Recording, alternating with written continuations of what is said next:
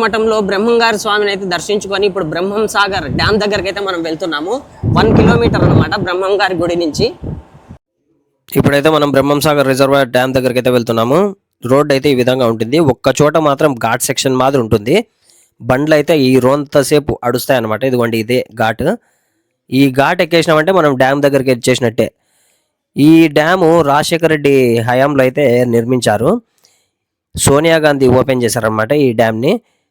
ఈ డ్యామ్ వల్ల ఇక్కడ చుట్టుపక్కల ప్రజలకు వ్యవసాయం చేసుకునే వాళ్ళకైతే చాలా బెనిఫిట్ అనమాట. ఈ వాటర్ అనేది వాళ్ళ పొలాలకు మళ్ళిస్తూ ఉంటారు.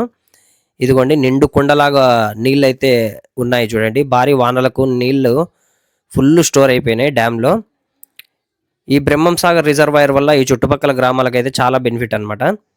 చాలా లోతు ఉంటుంది ఈ డ్యాము. ఎవరికి పర్మిషన్ లేదు లోపలికి దిగి ఈదులాడేదానికి అట్లా. ఎందుకంటే ఇంతకుముందు ఒక ఇన్సిడెంట్ జరిగి 2 చనిపోవడం కూడా జరిగింది ఈ డ్యామ్లో దిగి.